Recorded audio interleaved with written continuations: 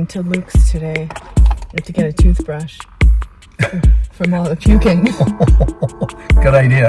Yeah. What a great day though, huh? Oh yeah, it's beautiful. It's bright outside. The sun's out. It's not snowing. Can't complain. Good morning, everyone. Welcome back to my channel. My name's Bethany. I have Ehlers-Danlos syndrome and a feeding tube. Just a quick update for you guys. I know you've been asking on Instagram how I've been doing. I started IV Procaine infusions. I'm pre-diabetic and there's other things going on, but I'll get more into that a little bit later. I just wanted to show you guys this really cool sweatshirt that I'm wearing now. Here is a photo of it. And today I'm sitting here with my dear friend, Dr. Steve. Would you Hi, like Bethany. to introduce yourself? Hi, everybody. Hey, I appreciate you guys taking the time to watch this. I've watched a few of Bethany's YouTube programs, and I think she's amazing. Not scary. And not scary, no. So appreciate you taking the time to listen to whatever we have to say here. Yeah, absolutely. So the whole goal of this is to bring Ehlers-Danlos awareness, but also bring in as many resources as we can, because like myself and many other people, we have a hard time finding doctors who are EDS aware and knowledgeable of the safe techniques to do for Absolutely. EDS. So we really appreciate you being here today. Well, thanks a lot, and I really want to share my appreciation for not only you and your willingness to get this information out, but also the way we met was through Dr. Reddy and the multidisciplinary team. He's been a blessing for me. We've just known each other for a month and a half maybe, but what an amazing doctor he is, and open-minded, and that's how I got introduced to him, was actually through another chiropractor at the other clinic, and I love the concept of multidisciplinary, so we'll talk about that in a little bit, I'm sure. Yeah, so Dr. Steve is actually my chiropractor, so I highly naturally recommend him. What made you want to become a chiropractor? Well, it was because of a bad neck injury in high school, and my friend actually saw me cranking my neck around. He said, "What are you doing?" I said, "I'm trying to fix my neck," because it was zinging out electric shock to my left arm. I was 17 years old, and I was supposed to be going to college on wrestling and football scholarship, but I couldn't have done it had his dad not been my first chiropractor. He said, "You need to see my father."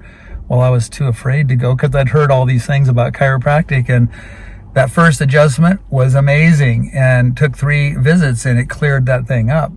And so I practiced traditional chiropractic, and I went to Logan College, one of the best chiropractic colleges in the world. Logan University now it's called. It's out in St. Louis. I'm originally from Colorado, born and raised there, and practiced 30 years there. So that one incident, he said, "Yeah, what's wrong with your neck? You need to see my father, the chiropractor." It changed my life. My daughter's now a chiropractor, so, you know, thousands of people have been changed just because of that experience. Changed my life because he helped me.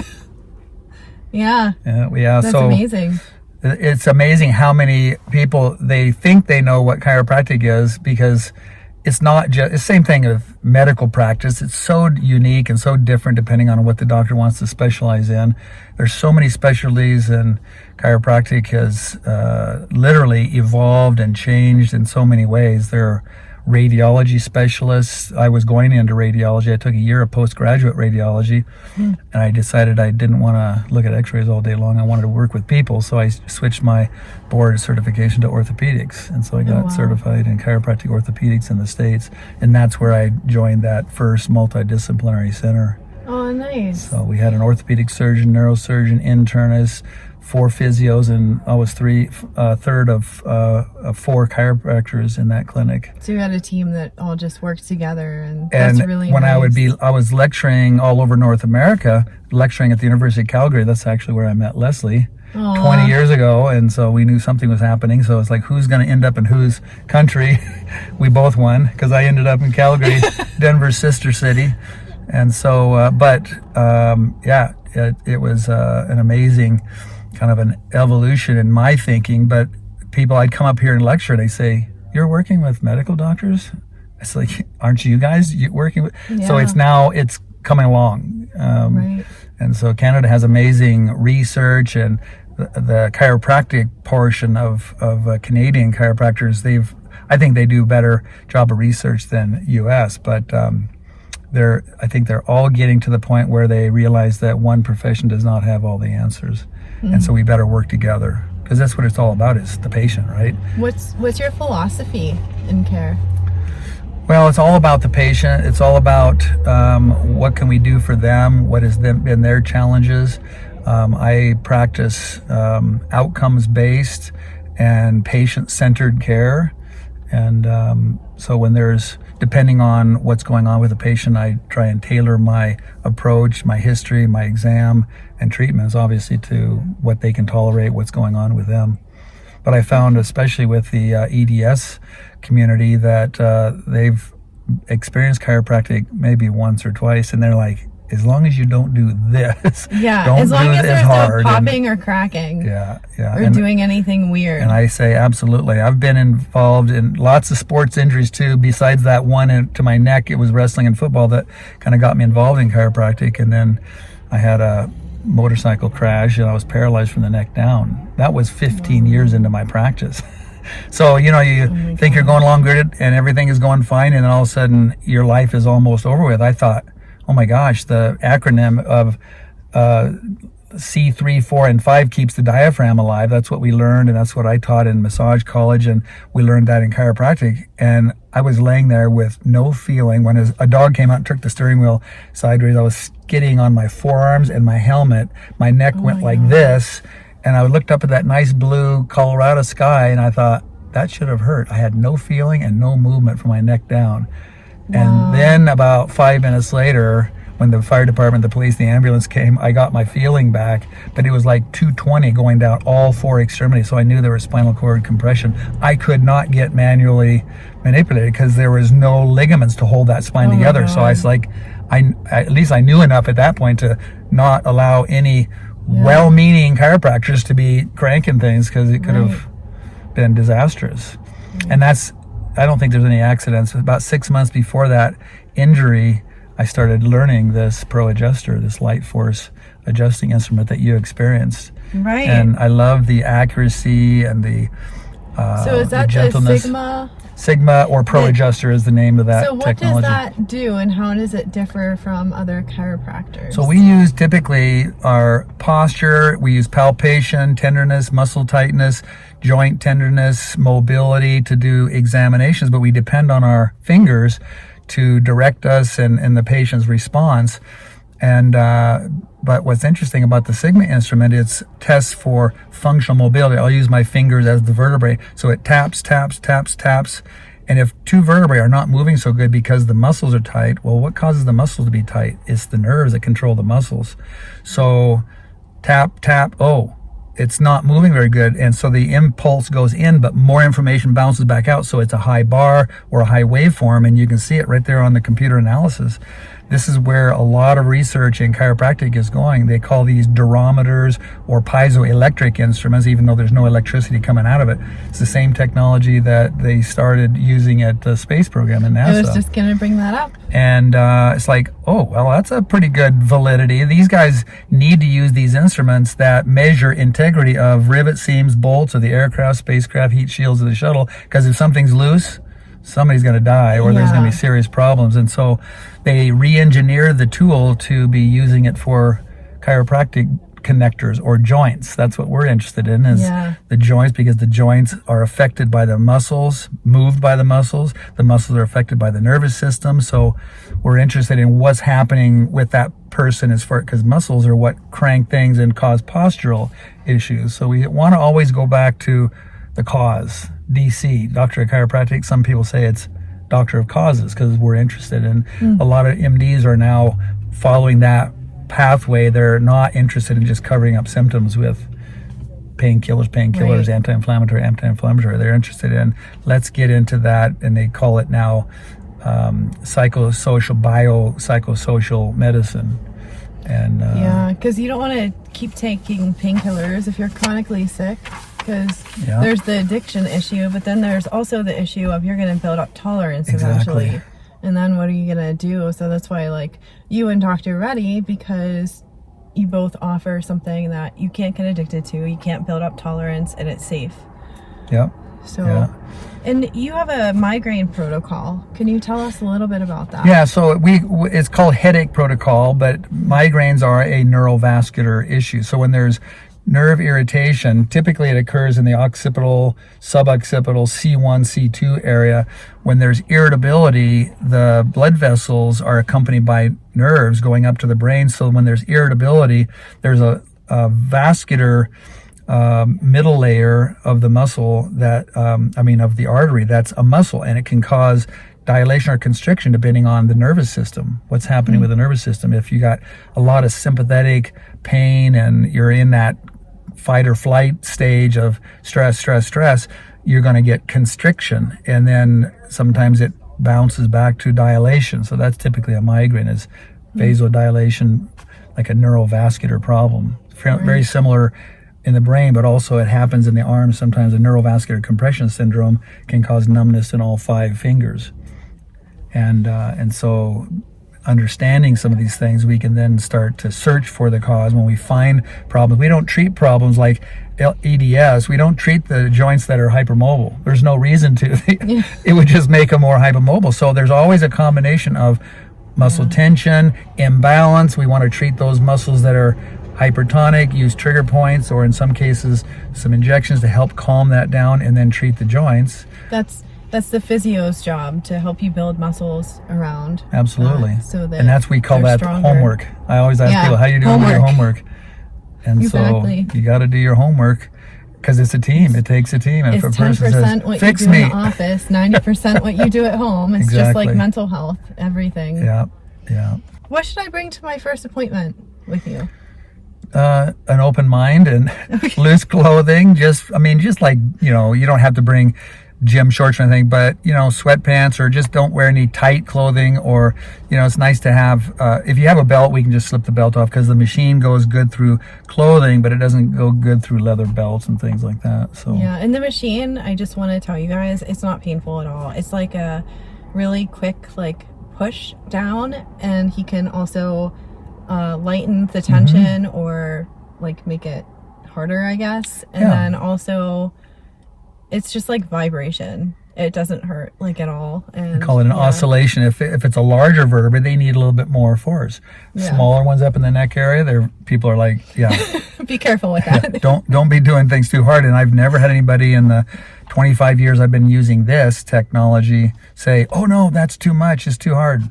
Yeah, I have CCI, and it's my C-spine, as you already know. So I feel very safe with him working on my C-spine with this technique and this tool. A lot of people that have his knowledge of hEDS as well. Chronic pain, they also have a lot of problems with the joints, because if the muscles are hypertonic, it's not going to allow the joints to move. What happens if the joints don't move? They get stiff. Right. How do you know that? Your nerves are telling you that. It's kind of reflexing back and forth. Pain, tension. So getting those muscles and those joints mobilized, in fact, that's why home exercises are so important. Just got to be careful that you're not over doing the stretching and things like that. But if you're getting those joints moving mechanically and also at home, you're reinforcing that synovial fluid being produced. Because the only thing that causes synovial fluid to be produced, like the saying, motion is lotion. Yeah. It's mobility, and that's what stimulates the synovial membrane that lines all movable joints to stimulate the even synovial if it's fluid. for a quick walk outside. I take Such swimming a simple thing. usually all throughout the year, except for April. April, is, you guys already know, is my month of hell. But other than that, because of the barometric pressure changes and all that, just affect me so bad. Absolutely. But even walking around the block at home, just anything to get your muscles moving and stay out of bed. So that joint is a closed system. The synovial membrane keeps the fluid and the gas that's dissolved in the fluid, and that's what makes that noise. Sometimes if you're stretching, don't be alarmed if you hear popping, because that's a normal thing for the joint. And so when there's barometric pressure change, it affects the pressure inside the joint. And so by moving those joints, oftentimes it can help to normalize that as much as possible. Yeah. And we always want to have people do stabilization exercises, strengthening. You guys don't need to do a lot of flexibility or but some areas need more mobilization. And so, it's that combination of finding the practitioners that you're comfortable with, that are not overdoing it. And how many EDS patients do you have? Thanks to Dr. Reddy. you know what? It's starting to get a high number right now. It's I've only been at the clinic for like 3 weeks, and so yeah, it's climbing, and I know that he sees so many because he does what he does, and people are like, I love this guy because he's not just interested in keeping on the the anti-inflammatory, the cortisones and all these things. He does what works, and it's inevitable. People say when he refers them to me, they're like, this guy is amazing. I said, I know. I keep hearing it every day, and so I think we have a good working relationship back and forth. I think there's so many really great specialists underneath that roof. Oh yeah, all of them talk, and they're all very EDS aware. So when you go in there, you just automatically feel like you can breathe and like it's a safe space for you. And that's why I recommend it so much, Innovations Health Clinic. I'll put the address in the link below. But I feel like I just constantly talk about Innovations in all of my videos. I purposely wanted to, I was invited to the Southeast Clinic with Dr. Verna. Thank you for Dr. Verna for referring me to Dr. Reddy. And but this one's closer, so I'm at the Southwest Clinic. But there are two amazing clinics, a lot of great practitioners there. Is going to the chiropractor, is it part of preventative care? And if so, how? I think it's as important. Of course, this is coming from a chiropractor who had his life changed immensely, and of course my daughter's now carrying on the tradition. It needs to be, I think, just as much of a part of health maintenance as exercise, daily exercise. I don't think that a person needs to go in daily, but at the very beginning, we've got these patterns that are learned. We don't mean to learn them as pain, tension, pain cycle. We need to start to break that up, and that's what Dr. Reddy and the naturopath, Dr. Roth. Dr. Roth, Dr. Roth, yeah, I'm just getting to know him as well, and I'm hearing lots of good things about him. And so we need to get these neurologic pain, tension, pain cycles unlearned, and that's what this whole process is about. So at the very beginning, we may need to have more, just like when you start a workout. Once a month or once a week doesn't even do the job. You need to have more frequency because your nervous system needs to learn those good patterns, those good movement patterns. I need to see you more often, is what you're saying. In a way, yes. But we don't say you have to be here, 3 times a week or twice a week or whatever. Work it into your. Well, to be honest, I feel program. Like shit. So you've got a lot of things happening too. So I don't ever want to overload somebody saying, I don't care what you got going on. You need to be seeing me. Well, you know that, so everybody kind of realizes that it's a healthy thing. Yeah. To do. So do you diagnose health conditions if they're present? Like if someone has CCI, would you diagnose it on the spot? Yeah, that's a good question. We're trained in traditional diagnosis, and anytime we have any conditions that are contraindicated that need to have imaging done, whether it's X-ray, MRI, ultrasound, diagnostic ultrasound, or just a second opinion, like maybe from a physiatrist or somebody, physiotherapist. I've met some really good physios that actually are embracing this multidisciplinary concept, and so they know that we're doing something that they don't do. Yeah. And so so it all depends on the individual and what's going on with them. What are some of the common things that you see in people with EDS? Well, like I mentioned, there's some things that are unique. Obviously, the most common hypermobility EDS, and those joints that are hyperextending or being overtaxed, overstretched, and dislocated, and this type of thing, they need to be attended to with medical procedures, with sometimes bracing, or if it's bad enough, maybe prolotherapy or things like that kind of tightens those ligaments up. I've seen some pretty amazing changes because a chiropractor is not going to adjust a hypermobile joint back into less mobility. And so there's some things that are out of our hands, out of our realm or practice. And so it's where it's nice to work at the right time on the right condition, and then it'll come back to you, because I believe that if you do the right thing for the person, they'll realize that, oh my gosh, if you hadn't sent me here, I wouldn't have been where I'm at. So I want Right. to now come back and get those joints treated that are not moving very good. And Absolutely. It's definitely a team approach and multi-care. yeah, Because there's so many things that EDS is so complex, and there are so many different severities Absolutely. and things that could go wrong, that you need a team of professionals outside of the medical system. yeah, And by that, I mean outside of your family doctor and your specialist. You need chiropractor, you need massage therapy, prolo, absolutely. what Dr. Reddy does, the IMS needling, every herbal thing that you could, that's safe for EDS, try it. One of the things that I see, it's unfortunate a lot of times, and this is no different than somebody that doesn't have the complexities of EDS, but a lot of times people think, oh, I'm in pain, I can't do anything. And they in EDS, there's a little bit more of a zone that you've got to be careful that you don't overdo. But if you underdo, and this is like one of the things that I've been doing, and we can have some information in the show notes about why I'm doing free balance and fall prevention, because a lot of people, they don't realize how unstable they are until we take them through the really simple free screening that we do with the balance and fall prevention. They're like, oh my gosh, I had no idea. So they think Proprioception too, where you're just constantly walking into walls. Well, and yeah, and that's a huge area in the musculoskeletal system, but there's 5 systems that we talk about that we screen. It's very simple, doesn't take very long, 10, 15 minutes. And then oftentimes people say, I had no idea that my balance was that bad. And Dr. Reddy and I both believe that, in fact, here's what we don't ever want to hear. We don't ever want to hear from our patients or friends or family, I didn't realize my balance was so bad until my head hit the floor or my head hit the countertop, because the British Journal of Medical Research, British Journal of Sports Medicine, found out of 1,702 people, if they followed them that couldn't do a single leg balance test, you guys can do this at home, single leg balance test for 10 seconds. If you can't do that, even eyes open, come in and get a screening.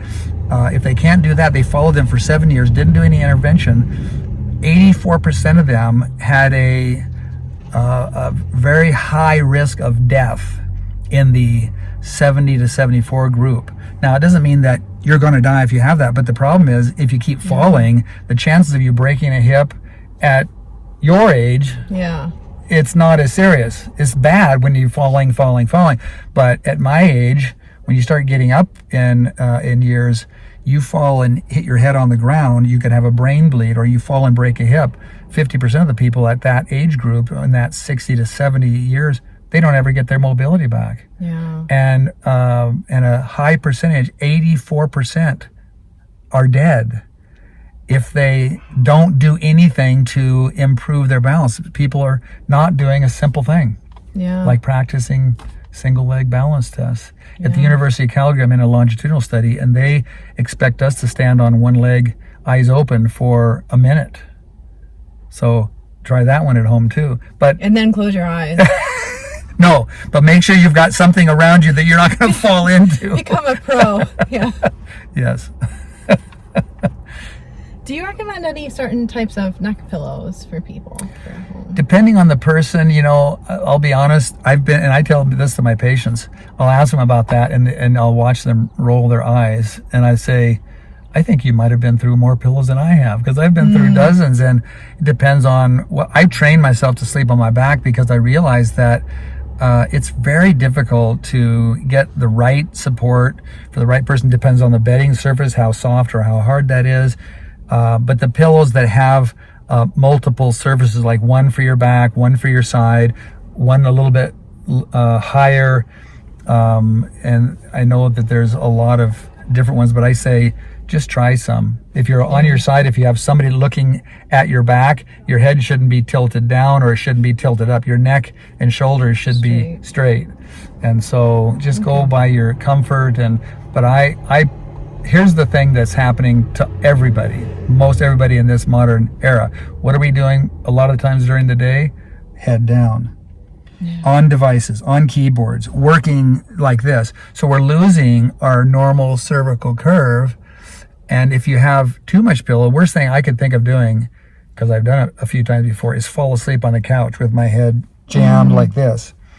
Not only does it close your airway down and you start snoring, but it also reverses the normal cervical curve. So if you have this going on, you're stretching your spinal cord, you're stretching the nerves that come out to the arms. I had enough neck injuries in sports and then that motorcycle crash that if I did any type of stretching, I'd get numbness and tingling in one or both arms. And so I learned to sleep on my back with just a small non-compressible support. I'll sleep on that for a couple hours and then I'll just push it aside and I don't have anything, because your shoulders and your head, if your neck is curved like this, you can have a towel, but that'll oftentimes flatten up. So I don't do a lot of re-x-raying, but I found that my my cervical curve was going from normal to reversing, and it was creating a lot of problems. And I have gained 50% of that curve back just by doing that in 6 months, doing that. Oh, wow. I think you can look it up on, it's a really inexpensive thing. If you look it up on Amazon at like neck stretcher. Okay. It's just it's cheap. It's like $15, $20. Wow. Don't buy the first one you see, because it'll be like $60. Keep looking, keep looking. But yeah. So, are there any neck exercises that you recommend? Oftentimes when people start having reduced range of motion, especially rotation, I will recommend active ranges of motion. And especially then if they're doing too much of that forward head tilt, then I'll start recommending exercises to help to bring that head back onto their shoulders. But a lot of it depends on what's going on with that individual. We kind of customize the exercise. I can't give the blanket exercise for everybody. There's certain things, like I will give you this. I was having these flare-ups because of my neck injuries. In practice, I'd have 4 or 5 times a year. I'd go into my chiropractor and he'd say, "What did you do?" And I'd say, "I didn't do anything." It was because some of these old injuries cause wear and tear osteoarthritis, which is very common over 40. Well, I refuse to believe it's age. It's more environment. It's more what I was doing or what I wasn't doing. And so I kept saying, when he'd ask, what are you doing? What are you doing? Nothing. He said, "Maybe that's the problem." And I'd say, "What do you mean by that?" He said, "Well, you're not doing full range of motion exercises." Yeah. Now you got to be careful, because if you got hEDS, numbness and tingling, things like that, you got to be a little cautious there. But yeah, just going and just stretching a little bit to either side. You don't typically need to do a whole lot of, because we're already doing this. We got plenty of mobility and flexion. Sometimes we don't have a lot of extension because of that reversal, that curve. So just going side to side, going to the end of the range of motion, that is not the end. You can go a little bit further because you're challenging the elastic barrier. Every joint has an elastic barrier. With hEDS, they have hypermobility in certain joints, right? Other joints, it's the opposite, just like the population. Easy for us to go like too far. Yeah. That's our problem. That's why I say just be cautious, check with your doctor or your physio, and to see what's appropriate for you. How important is having hope when you're chronically ill?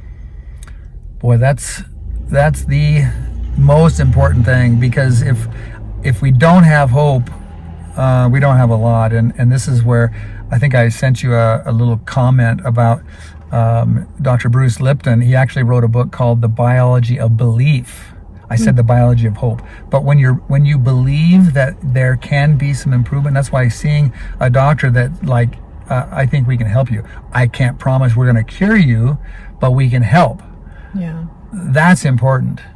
There's a lot of doctors that just I can't help you. Go somewhere else. Or they don't even recommend anyone, and or they gaslight you. Yeah, there's a lot of gaslighting. You're just imagining this or whatever.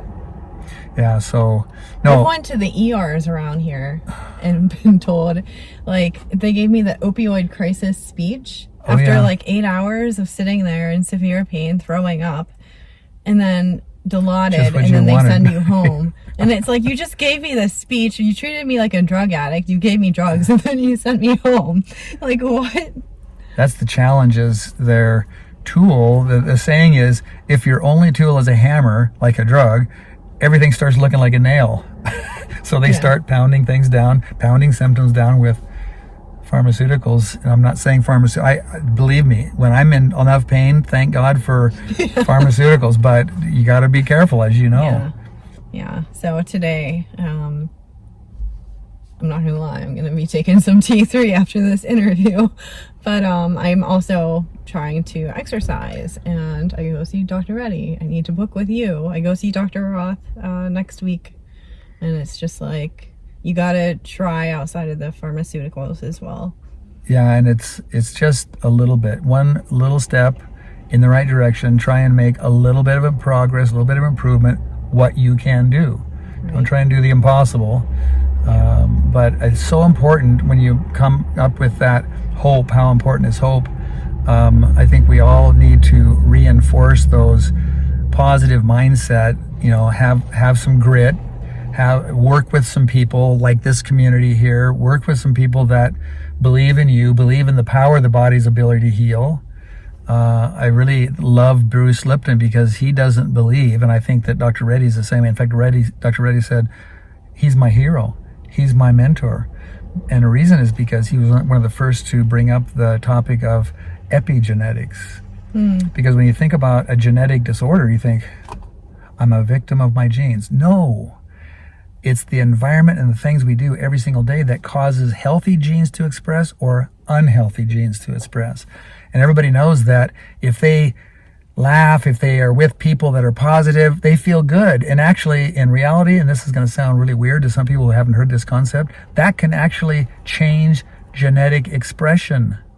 I'm not saying change your genes, but we've all inherited some good and some not so good genes.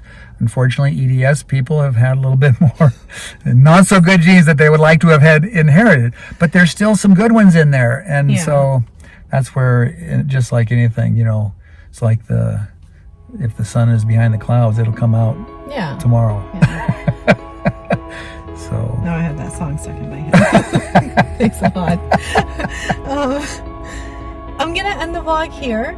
I hope you guys enjoyed this video. I sure enjoyed having you here with us Thanks today. For having Thank me. you so much. I'm going to put all of Dr. Steve's information in the description box below, along with the things that we discussed today. And I'll see you guys next Tuesday. Always remember that you are indeed incurably awesome. Bye, guys. You are the awesome one.